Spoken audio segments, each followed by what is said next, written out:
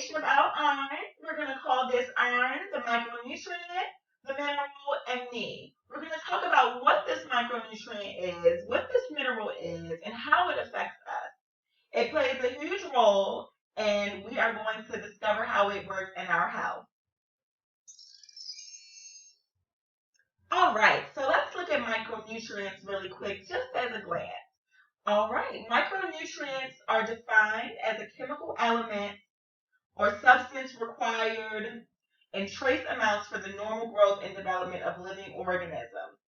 Micronutrients are a bit different than macronutrients. They are contained of vitamins and minerals which are required in quantities, small quantities, to warrant normal metabolism, growth, and physical well-being.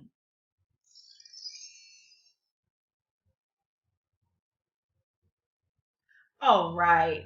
Iron is an essential element for blood production. About 70% of our body's iron is found in red blood cells called hemoglobin. Hemoglobin is responsible for transferring oxygen from our blood to our lungs to tissues. Iron is also an essential protein component for metabolism and needed to produce our red blood cells. Okay, so what you see here is the science of it all. This is what goes on at a microscopic level in our bodies.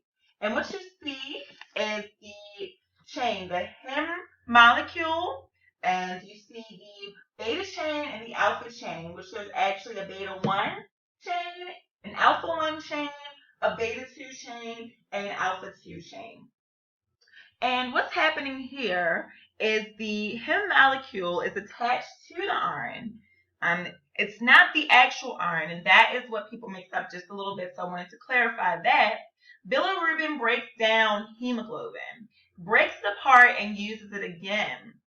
The chains that we were just speaking of, the alpha and the beta, binds the oxygen at beta 1, then sends it to alpha 1, then to beta 2, and then to alpha 2. It all happens at about a 15-degree rotation. Then once it's completed, it has to get more oxygen. Males, on average, have an average of about 4 grams of iron in their body. Females, about 3.5 grams. Children will usually have 3 grams or less. Iron is distributed throughout the body in hemoglobin, tissues, muscles, bone marrow, blood proteins, enzymes, ferritin, and transported in plasma. Ferritin is also how iron is stored in the body.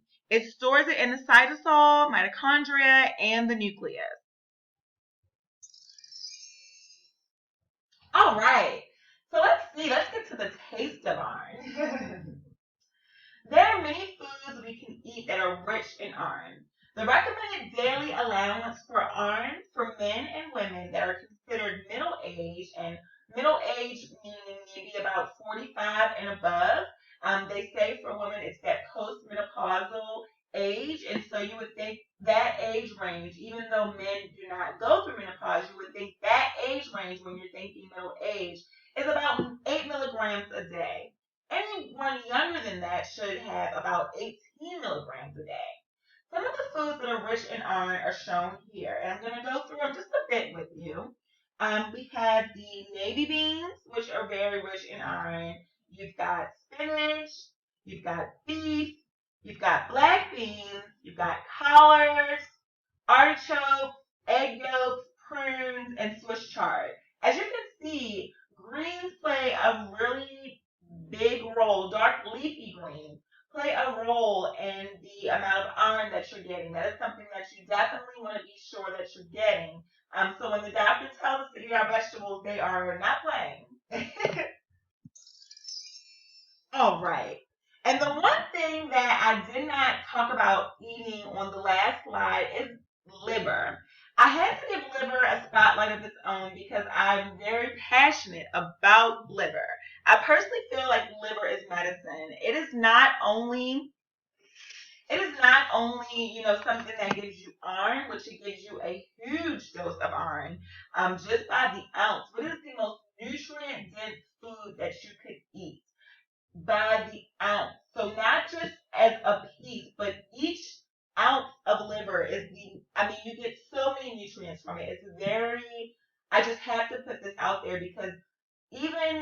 with the supplements, which you can take supplements to get iron if you're low in iron. I feel like there's beef liver, liver is definitely something that will give it to you just as good. And if you're low in iron, I feel like it will work just as great as a supplement.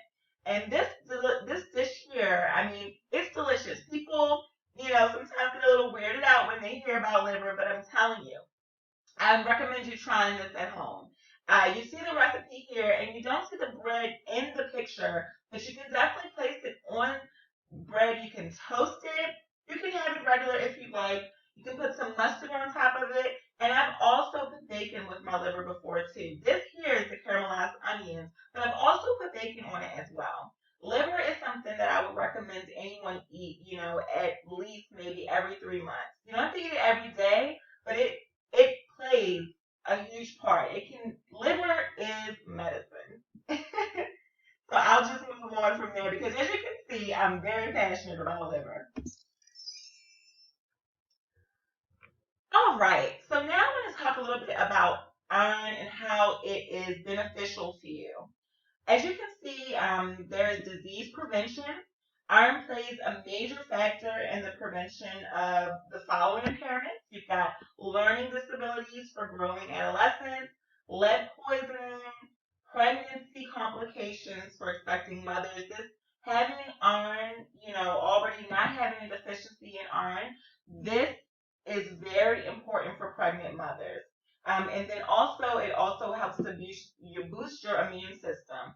If you have an immune system you feel is not working properly, you could very well be low in iron. Also, disease treatment.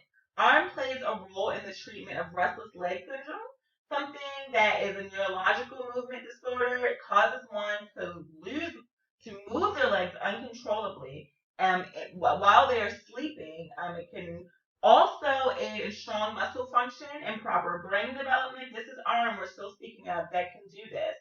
Helps regulate body temperature and also assists in curing fatigue.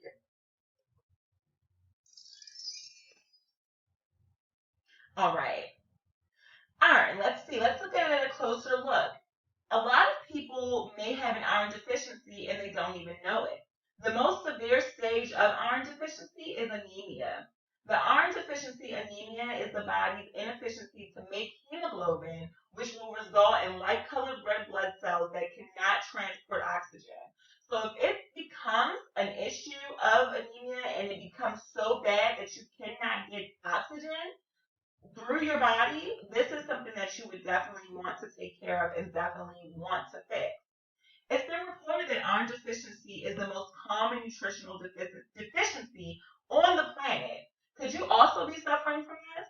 Here are a few symptoms that could possibly tell you that you are suffering from it. If you're ever extremely fatigued, have increased heart rate, become very cold easily, have a sore red tongue or an appetite for non-edible substances, you could very well be someone that has anemia and this is an iron deficiency. Now, even though you want to make sure you do not have that deficiency and you want to make sure you are getting your proper dose of iron, you want to be sure that you are not overdosing. They always say too much of a good thing may not be good for you. There are several diseases that can come from increased iron levels, and some of them are cardiovascular disease, cancer, type 2 diabetes, metabolic syndrome. I mean, it can very well be a poison if you overdose. And this could be common in children who possibly may overdose on vitamins. There could be too much iron in your vitamins, and that could very well cause a poison to happen. And then also, when taking the supplements, you want to be sure that do not overtake them because it can also lead to other things that we're going to talk about in just a moment. So what does it all mean? Iron, what do you do for me? So what I like to say really quick is that there's a lot of foods that are iron rich. We talked about some of them, and you know how passionate I am about the liver. So here are more foods that you can get iron from, and also you see the hemoglobin we spoke of, and how we talked about how important it is for women that are pregnant. First of all, I wanted to touch on really quick how the supplements, if you take too much of a supplement that's strong in iron, it can very well lead to not only being poison, but to a very tough digestive system. There are people that, are not able to digest their food because they are taking supplements of iron. And then also women want to be sure that they, are checking themselves because they can be more prone as a woman to iron deficiency because of the menstruation cycles that we have every month. And then also you see another picture here of the iron. So I just want to say, be sure to get your recommended daily dose of iron. It's what you need. It's there for you, and it's going to be, it's going to be beneficial to you. All right. And thank you everyone that did your research before me because it has been helpful and I've been able to present this to you